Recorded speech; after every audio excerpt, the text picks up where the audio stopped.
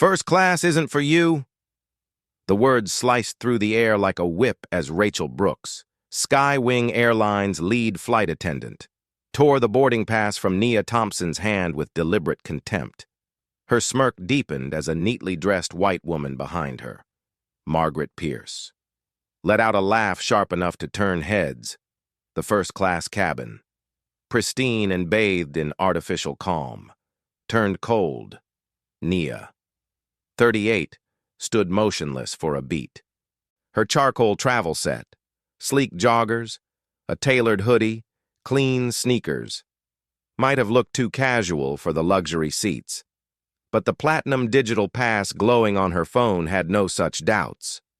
Rachel blocked her path with the kind of disdain born from a memory.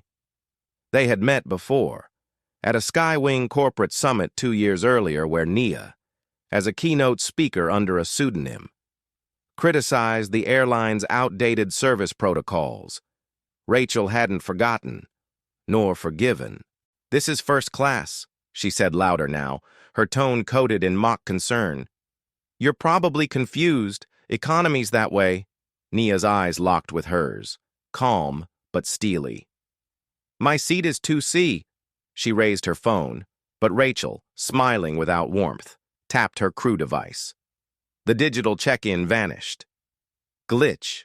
Clearly," she said, tilting her head around them. Murmurs bloomed. A man in a business suit snickered. Margaret pushed forward, dramatically fanning herself. "I need that aisle seat for work," she said, brushing Nia's shoulder like clearing dust. "Do you even belong here?" Nia didn't flinch. She had been here before. Not this flight, but this moment. She heard it in the lecture halls where professors dismissed her code as ambitious. She heard it in boardrooms where white men smiled thinly and said, "Maybe next time." Those echoes never left. They sharpened her. They built Nexus Tech. Rachel leaned in, whispering just loud enough. "She's out of place here," she said to Margaret, who didn't bother whispering back, "Did she scam that ticket?"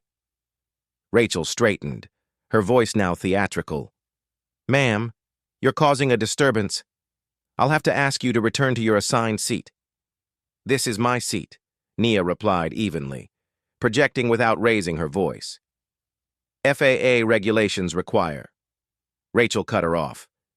"Rights? In my cabin?" Passengers chuckled. The atmosphere shifted. This wasn't a disagreement. It was a performance, and Rachel was directing the scene. Near the rear of first class, Jamal Carter, a 22-year-old in glasses and a denim jacket, subtly raised his phone. Next to him, Maya Evans, a poised woman with a journalist's instinct, began scribbling in her notebook. Across the aisle, Liam Patel, a calm law student flipping through a paperback, quietly muttered something about federal discrimination statutes. But the most crucial gaze came from seat 1B. Sophia Ramirez, blending in under an oversized sweater, watched everything. Her hand briefly touched the wire of a discreet earpiece. She was compliance, not just SkyWing's, but real compliance. She had orders to observe this flight, and now she had her moment. Nia tapped the rim of her smart ring with her thumb. It was subtle. No lights, no sound. Just one signal pulsing from her skin into the microcircuitry woven into her hoodie. Sophia caught it. A blink. Then she shifted in her seat, adjusting the dial on her watch as if fidgeting. In truth, she was sending encrypted packets through a secondary network, a failsafe designed by Nexus Tech to alert their shadow team in emergencies. Nia didn't break eye contact with Rachel. "Plan B now." The signal read, but she wasn't the only one watching.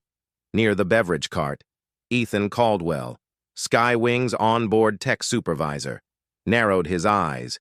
He knew who Nia was, even if Rachel didn't, and he didn't like the idea of being watched. "She's up to something," he muttered, stepping toward Rachel and nodding toward the ring. Rachel grinned. "Oh, I know." With a final sneer, She looked Nia up and down. "You'll pay for this." Nia smiled back, not with fear, but with a quiet promise. "Yes," she said. "Someone will." To the average flyer. It was a tense moment in a high-priced cabin, but for Nia, it was a familiar battlefield. She had grown up with doors closing in her face, rejections wrapped in praise. People like Rachel, people who didn't just doubt her, but needed her to fail to feel right. But she'd outlived all of them. She coded past them, out-earned them, and now, she was the architect of the very tech SkyWing systems ran on. The ring wasn't for show. It was a trigger, not for revenge, but for change. Around her, whispers turned into ripples of discomfort. People sensed something was off, but they didn't know what. Not yet. Rachel's prejudice had awakened more than outrage. It had sparked a cabin uprising, and this flight hadn't even left the ground. Before we go further, have you ever been judged for how you looked, not who you are? If that hit home, share your story in the comments. And if you believe bias has no place in our world, subscribe and follow Nia's fight. The reckoning begins now. Rachel Brooks didn't just want Nia off the plane. She wanted her erased with calculated venom. She tapped her crew device again, eyes flashing as she summoned Daniel Walsh, SkyWing's senior cabin manager, to the front of first class. Within seconds, the bulkier, graying man arrived, the kind of authority figure who didn't ask questions. He enforced comfort for those who paid for it, and peace for those who looked like him. "We have a disturbance," Rachel said, arms crossed, as if declaring war. "This passenger is refusing to comply." Nia hadn't moved. Her platinum boarding pass no longer appeared in the system, but her calm had not budged either. "I'm seated here legally," she said, voice clear, steady. "Your employee deleted my credentials mid-boarding." Daniel didn't even glance at her phone. "Remove this troublemaker," he barked. Rachel leaned in, hissing just loud enough for Nia to hear, "You challenged me once, never again." Behind her, Margaret Pierce chuckled into her champagne glass. "She's nobody," she muttered, loud enough for the nearby passengers to hear. Then Ethan Caldwell struck again, a quiet click from his tablet, and suddenly, the seat screen above Nia's head flashed. Economy assigned. Laughter rippled through the cabin. "Guess she's lost," someone murmured. "What a fraud," another passenger said, but Nia didn't react. Not yet. Her silence was calculation. This wasn't new. Rachel's rage echoed the contempt Nia had seen a decade ago from Silicon Valley executives who once told her, "You don't have the pedigree." When she launched Nexus Tech, she'd done it alone, with code scribbled between night shifts and ideas that sounded too bold for boardrooms full of men. They called her naive. Now her algorithms ran the logistics for half of SkyWing's operations, the same system Ethan was currently abusing, and Nia had receipts. She'd built in redundancies, shadows, traces that couldn't be wiped. And right now, Ethan was burying himself with every tap of his tablet, just 3 rows behind. Jamal Carter was still filming. His hands shook, not from fear, but fury. He zoomed in as Ethan reached into his pocket and slipped Rachel a small silver USB drive. She slid it into the control panel behind the service station like someone adding sugar to coffee. Routine, invisible, damning. "Passenger Thompson's record has been amended," Rachel whispered. "She's gone." Daniel nodded. "Security's en route." Maya Evans scribbled faster, then paused, raising her phone to snap a series of stills. Rachel's hand, the USB, the screen blinking false data. Across the aisle, Liam Patel's eyes narrowed. "You're manipulating passenger records," he said, standing now, his voice steady. That's a federal offense under FAA compliance law. Daniel's lip curled. Sit down. Kid, this doesn't concern you. But it did. It concerned everyone in that cabin. And Nia was about to make sure they knew it. Her thumb tapped twice on her ring. The mic activated, linking audio to her Nexus Cloud account. Rachel's next sentence was captured in crisp detail. I run this cabin. She runs her mouth.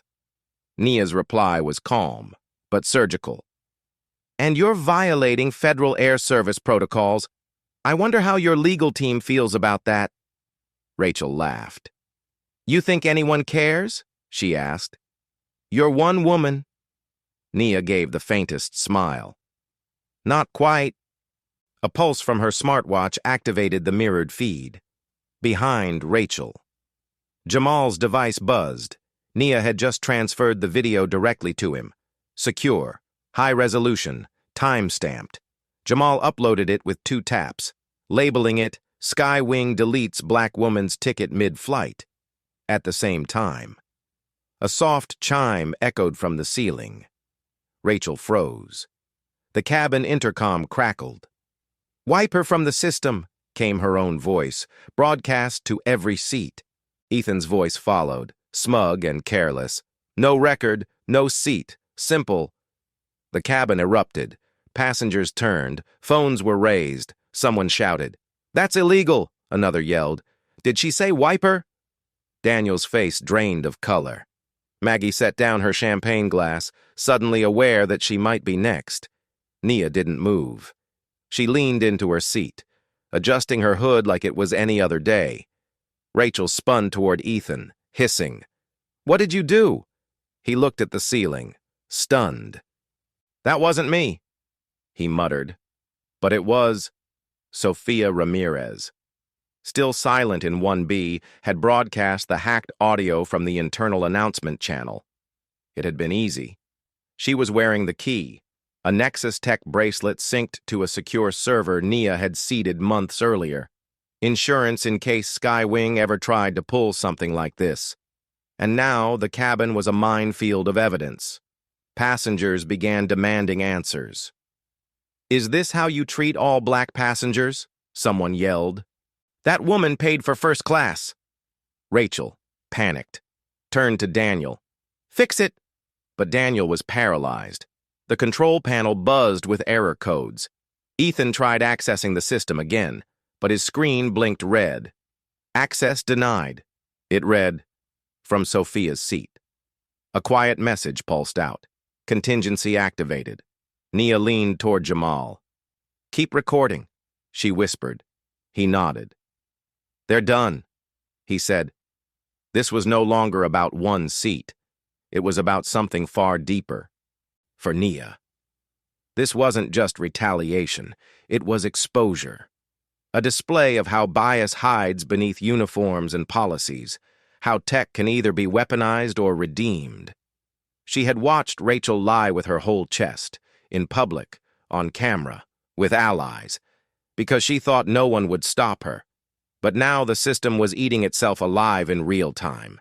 She didn't need to yell. She didn't need to beg. She had outbuilt them. She had outplayed them. And in less than 10 minutes, she'd make sure the world saw it. Rachel Brooks was unraveling. But she wasn't done yet. Her fury had slipped past strategy into something personal, something reckless.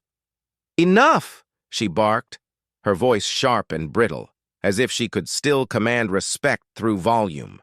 She stormed down the aisle toward Nia, who sat calm and centered in seat 2C, surrounded now by a buzz of cell phones, murmurs, and disbelief. Get up, Rachel snapped, yanking Nia's carry-on from the overhead bin and letting it crash to the cabin floor. You're done, gasps broke out. Nia didn't flinch. She watched Rachel as if memorizing the collapse of a monument. Daniel appeared again, flushed and sweating. You are banned for life, he growled, pointing at Nia like a judge with a gavel. Ethan stood at the back, silently locking Nia's seat controls remotely. The chair stiffened under her. Lights above her head flickered. Margaret Pierce, still nestled in her seat with an untouched mimosa, smirked. "I always knew this class wasn't for everyone," she sneered.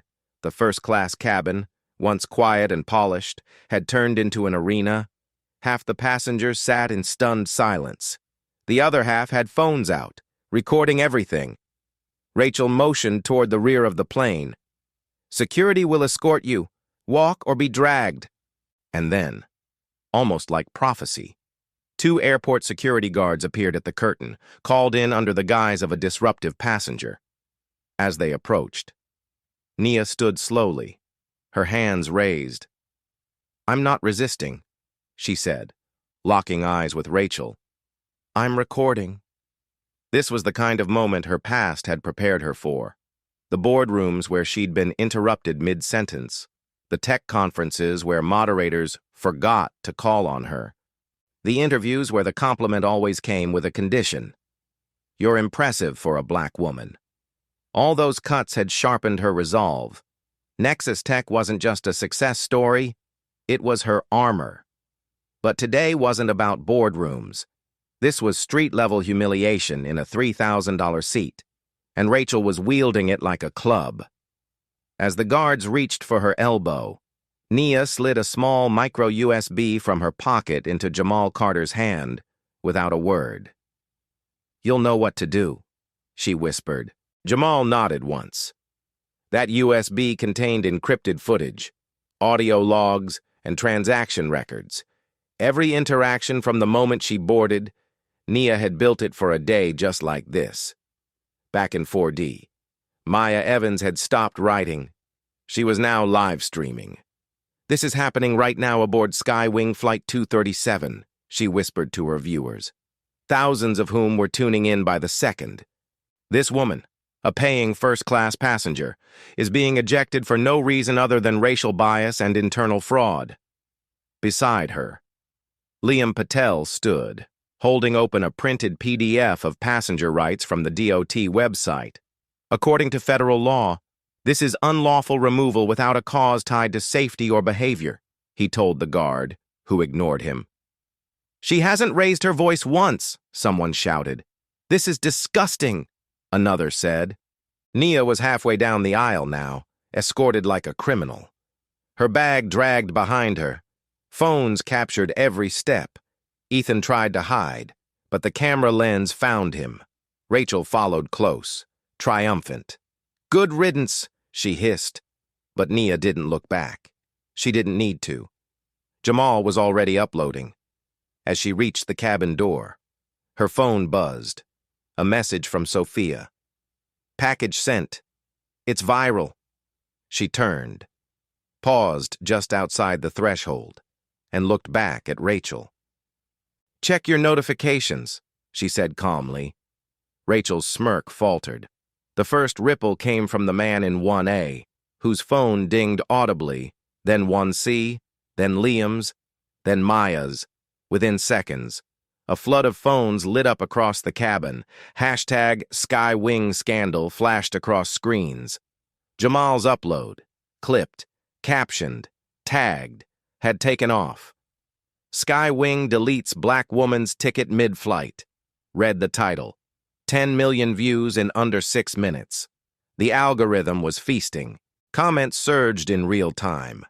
"This is racism in 4K. One read, "I just canceled my SkyWing booking," said another. "Who is she? Give her a crown." News outlets tagged the post. Maya's live stream was now mirrored on 4 major platforms. Sophia's data packet, sent to 3 journalists and a consumer rights advocate, contained time-stamped security footage, Rachel's intercom confession, Ethan's system access logs, and Daniel's ejection order. It was airtight. At the front of the cabin, Rachel's phone pinged again, then again. Her screen was flooded with mentions. Her name was trending, and not for the right reasons. Daniel's phone buzzed. Ethan's tablet blinked and froze. Someone shouted, "Hey, she's famous!" Another passenger turned to Maya. "Is she suing?" Maya replied. "If she does, they're done." Rachel, shaken, turned to Daniel. "We need to shut this down," Daniel stammered. We don't have the authority." Ethan tried to access the internal cabin server. The screen blinked. Error. Locked by external admin. He turned pale. "We've lost control." Rachel glared at him. "Fix it," she barked, but it was too late. Every second was a headline now. Nia's quiet exit had become a declaration. The humiliation she endured was now public domain. She didn't shout. She didn't rage. She let them do it themselves. And now millions were watching the price. Outside the cabin, Nia waited at the boarding bridge, still within view of the cabin. She checked her phone again. Another message from Sophia. "Security override ready?" She smiled softly. "Your turn, Rachel." The scandal wasn't just viral. It was structural now. SkyWing's bookings plummeted in real time as flight searches began redirecting away from their site. Investors were tagging each other. Travel watchdogs were making calls. News anchors were requesting interviews with the woman in seat 2C. And Rachel? Rachel was still standing in the aisle, the attention of the nation falling squarely on her. And she had no clue how many more receipts Nia had waiting. The cabin was boiling over, just 12 minutes into the flight delay, and the air inside SkyWing's first-class section felt thinner, heavier, as though justice had begun sucking the oxygen away from the very people who had weaponized luxury against one woman. #SkyWing scandal had surged past 30 million views. Nia Thompson hadn't raised her voice once, yet her story roared from every phone, tablet, and terminal across the airport. The energy on board shifted. Passengers no longer passive observers but furious amplifiers. "You gonna explain this to us?" someone demanded as Rachel paced in tight circles, eyes darting from phone to crew to Ethan. "She was calm the whole time," another voice shouted. "We saw what you did."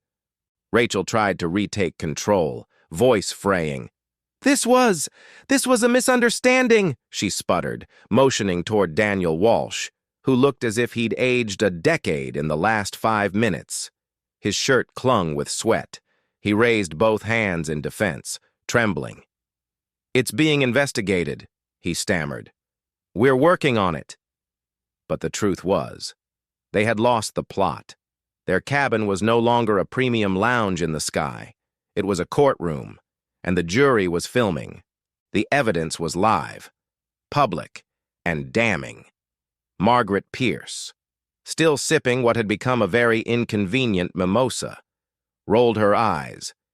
"You're all overreacting. That woman probably forged her ticket. Or worse, staged this." But even her words lacked conviction now. Passengers turned toward her with narrowed eyes and raised eyebrows. She was the kind of person who had always gotten her way with nothing but posture and tone. But today, that armor was cracking. "You were fine until she sat beside you," Liam Patel said firmly, rising to his feet again. "You treated her like furniture. Now you want sympathy?" Margaret scoffed, but offered no rebuttal. Beside her, Ethan Caldwell frantically scrolled through his tablet, trying to override the system from a secondary access point, but the interface flashed red again and again. System access denied. External lock initiated. He cursed under his breath. "It's her," he muttered. "She's done something." Back in the forward row, Maya Evans had published her article.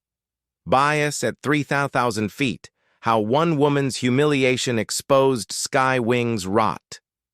Within seconds, major outlets were sharing it. Influencers, CEOs, even politicians were retweeting the scandal, calling for boycotts, investigations, and firings. Sophia Ramirez, quiet until now, slid a small tablet from her seat-back pocket and connected to the cabin network through an administrative shell. The screen lit up in dark mode. Access, NexusCom. She typed a simple message. "Prepare to execute contingency." Then she stood. All eyes tracked her as she walked calmly down the aisle toward the galley. Passengers shifted, curious. Daniel flinched. "You! Who are you?" he stammered. Sophia gave him a cold glance. "I'm someone who doesn't answer to you," Rachel barked. "Get back to your seat, ma'am." Sophia ignored her and opened the cockpit service door. A private space, normally used for in-flight prep, was about to become a war room. Meanwhile, Nia stood outside the cabin, still just beyond the threshold. She was technically off the plane but hadn't gone far, refusing to walk away from what was hers. She tapped her phone, opened a secure Nexus Tech channel, and typed one sentence: "Bring up the leverage logs." A moment later, Sophia's screen flickered. Every interaction, from Rachel's racial remarks to Ethan's data tampering and Daniel's complicity, was archived, time-stamped, and ready to broadcast. Cabin camera footage, intercom audio, digital deletion logs, all compiled, all authenticated. It wasn't just Nia's word against theirs anymore. It was the system against itself.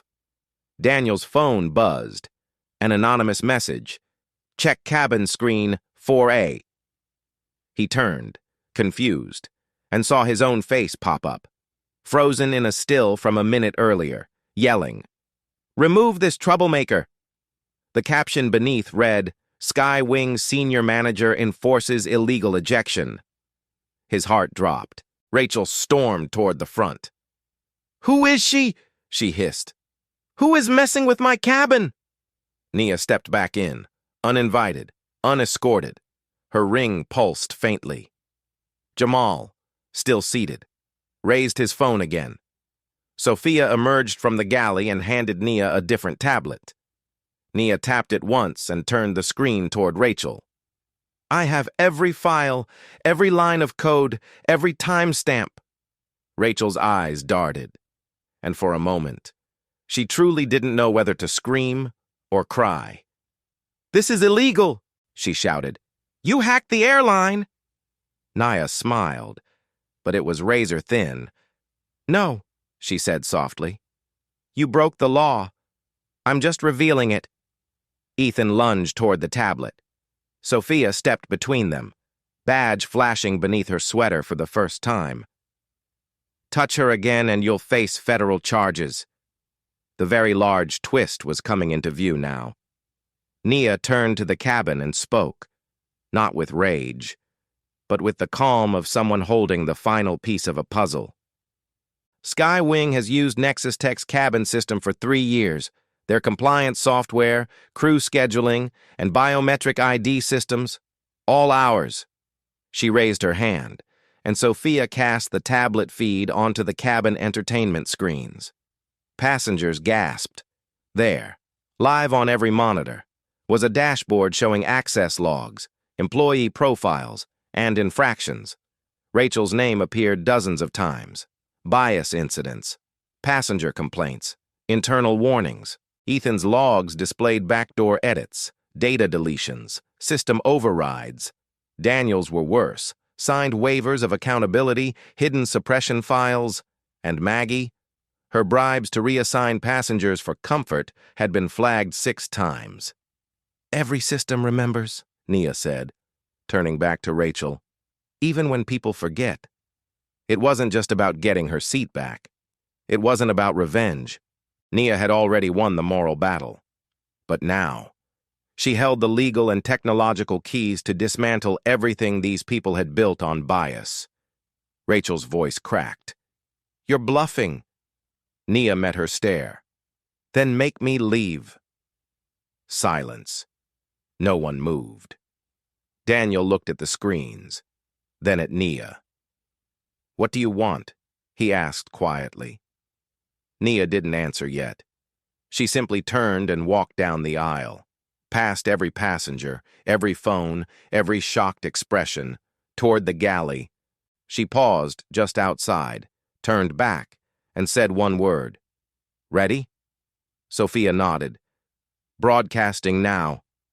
And with that, the truth took flight. Before the plane ever left the ground, The galley, once a quiet alcove for coffee prep and crew whispers, now pulsed with heat and consequence. The walls, narrow and metallic, reflected not just the fluorescent lighting but the panic creeping into the eyes of those who had controlled this flight minutes ago.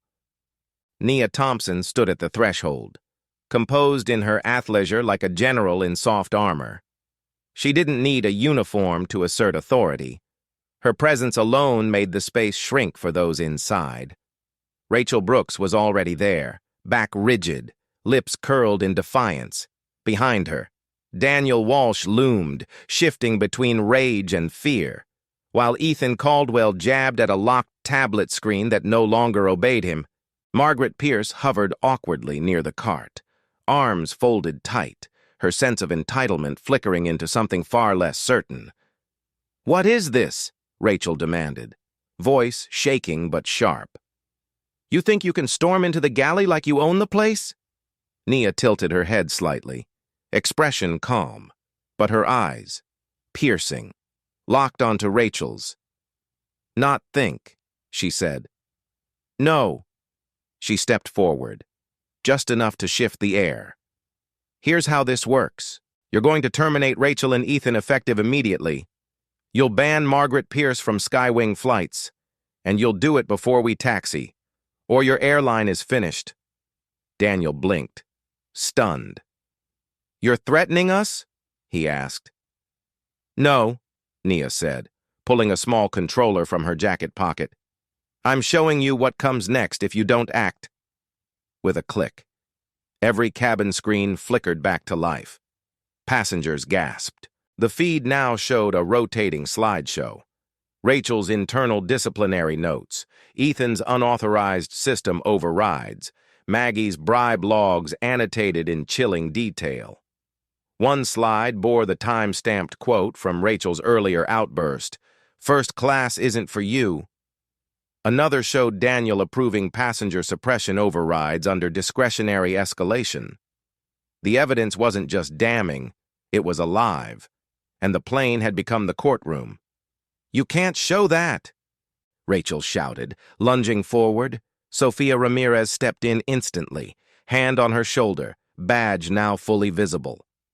"Touch her again, and your next stop is a federal holding cell." Ethan paled. "She's with FAA?" he whispered. "Not exactly," Sofia replied, "but close enough." Margaret finally spoke, voice shaking. "This is outrageous. Do you know who I am?" Nia turned slowly to face her. "Yes. And the only reason you're not in cuffs is because I believe in structural change, not just spectacle." She raised her voice just enough to be heard in the first few rows. "But I promise you, if one more lie leaves your lips, I'll make sure every airline in the country adds your name to the blacklist tonight." Rachel's arms dropped to her sides, hands clenched into useless fists. "Who are you?" she demanded. "Who the hell are you?" Nia stepped forward again, the lighting behind her catching the Nexus ring on her finger. "Nia Thompson," she said clearly. "Founder and CEO of Nexus Tech, the platform that runs your airline's crew logistics, biometric gate access, and, until this moment, your in-cabin operations." The silence was total. Even Daniel looked as if someone had punched the breath out of his chest. You're her?" he asked, stumbling back half a step. "You run Nexus Tech?" "I own it," Nia corrected. "I built it. And I've watched this airline abuse my software to reinforce discriminatory behavior for far too long. You deleted my seat, you falsified system logs, you humiliated me in front of a cabin of witnesses, and now you're going to pay for that, not with lawsuits, but with reform." Rachel looked like she'd been slapped. "You set us up," she hissed. "This was all a trap." "No," Nia said evenly. "You set yourselves up. I just made sure someone was watching." The weight of the moment broke something loose in Daniel. "What do you want from us?" he asked, voice dry, drained. "You want Rachel gone? Fine. Ethan too. Margaret banned. Done. Just shut it off." But Nia wasn't finished. She lifted the tablet once more and played a final video. This one pre-recorded. On screen, Olivia Kim, the sharp-eyed CEO of Blue Horizon Airlines, addressed the passengers. "SkyWing's in violation of several contractual obligations," she said, voice cool. "Nexus Tech is prepared to suspend service. Alternatively, we've offered to acquire majority cabin control in exchange for a full compliance overhaul. Either way, this flight ends differently than it started." The implication was clear. Nia had already arranged for SkyWing's replacement, or its reformation. The takeover had been drafted days ago. All it took was the wrong employee humiliating the right woman. Daniel turned pale. "You're merging with our competitor?" Nia shook her head. "Not merging, restructuring. You'll keep your jobs. If you cooperate..." She looked at Rachel one last time. "But you're done." And then, with nothing more than a nod, Nia stepped back from the galley, leaving Rachel standing under the flickering overhead light like a villain mid-exposure. Daniel picked up the crew phone and made the call. "Effective immediately," he said, his voice flat. "Brooks and Caldwell, terminated. Passenger Pierce, banned." A murmur spread through the cabin. Jamal leaned over to Maya. "She flipped the entire plane in 30 minutes, Maya whispered. "No. She rewrote the rule book." Liam stood, holding the printed FAA guidelines like scripture. "It's a new flight path now," he said aloud, and as Nia walked back to her seat, every phone turned toward her, not as an intruder, but as the pilot of a revolution she never had to shout to lead. The tension didn't evaporate after Rachel and Ethan were marched off the plane. It evolved. A new energy took hold of the first-class cabin. Passengers weren't just shocked now, they were expectant. Everyone had seen a takedown. But what came next would determine whether this was just a viral moment or something permanent. Nia Thompson stood in the aisle, not triumphant, but resolute, as she addressed the cabin with the natural authority of someone who had stopped asking for permission years ago. "What happened here today is not isolated," she began, her voice low but steady. "It's not just a bad apple. It's a system. And if all we do is fire people, the system stays the same." The cabin fell silent. Jamal lowered his phone, still recording, but now, with quiet reverence, Maya paused her typing. Liam looked up from his FAA printout. Even Daniel, standing off to the side, didn't dare interrupt. "SkyWing," Nia continued, "uses Nexus Tech for in-cabin systems, and as of 5 minutes ago, I've implemented a mandatory update." She raised her wrist, tapped her smart ring, and instantly, every passenger's in-flight tablet refreshed. A new app icon appeared, Fairflight Beta. "This system," she said, "monitors crew behavior in real time. It tracks tone, ticketing anomalies, seating reassignments, and interaction patterns. Every voice command is transcribed and logged. Every passenger complaint is matched with a behavioral report." A ripple of quiet awe spread through the cabin. "And no," she added, "staff can't delete the logs." Sophia Ramirez stepped forward, now fully visible in her compliance officer badge. "Crew will undergo en-route implicit bias training," she said, her voice crisp. "Passengers will receive a prompt to evaluate every interaction, from check-in to landing. The data goes straight to a secure Nexus Tech hub, independent of airline editing." A few passengers applauded. Liam stood up again, addressing the cabin directly. "This should be federal law," he said. "This isn't just about flying, it's about dignity." Nia gave a slight nod in his direction. "We'll get there," she said. "But today, we start with this flight." Behind her, Daniel shuffled forward awkwardly. "Passengers," he said into the intercom, "we apologize for the earlier disturbance. The situation has been addressed, and we are implementing new procedures moving forward." His voice wavered. "We ask for your patience as we adapt." Jamal turned his phone toward him. "Smile," he said. "You just witnessed reform in real time." But Nia wasn't finished. She looked down at the second tablet Sophia handed her. "We weren't going to announce this until next quarter," she said, "but after today, it can't wait." She tapped the screen behind her. The in-flight monitors changed again, this time displaying the logo of a brand new app, Just Flight. "This platform," Nia explained, "will expand beyond SkyWing. It's a global AI-driven watchdog for airline equity.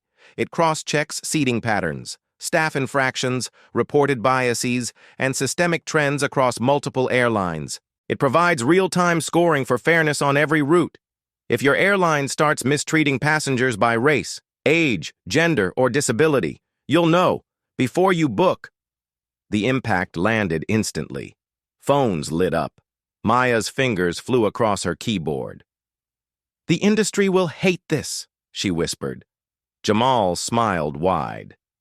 "That's how you know it's good," Liam added. "They'll have to adapt or collapse."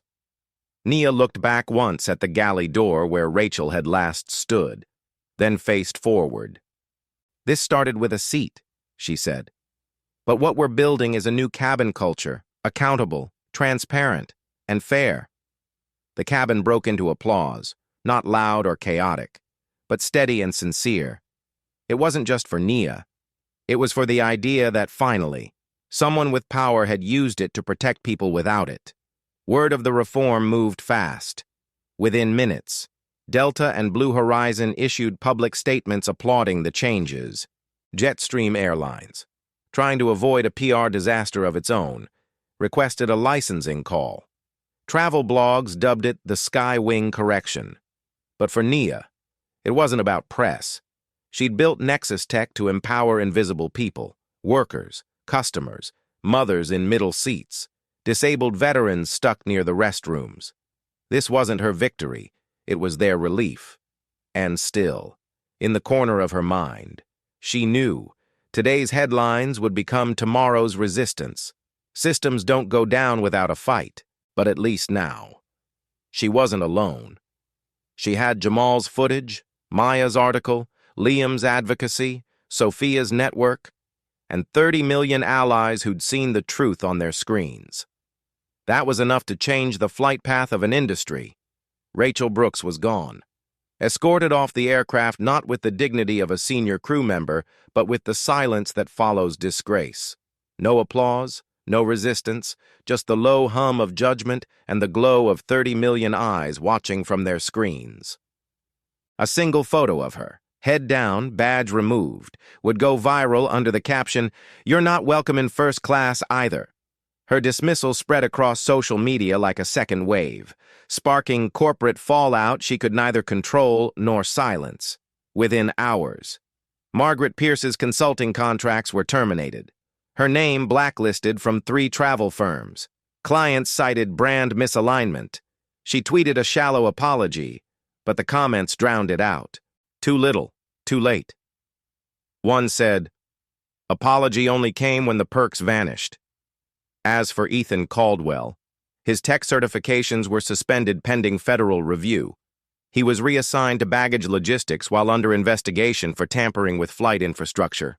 No access, no override privileges, just barcodes and conveyor belts, and Daniel Walsh, once confident, once untouchable, was quietly demoted to a regional training manager position in Utah. His days of riding first-class comped were over. His legacy?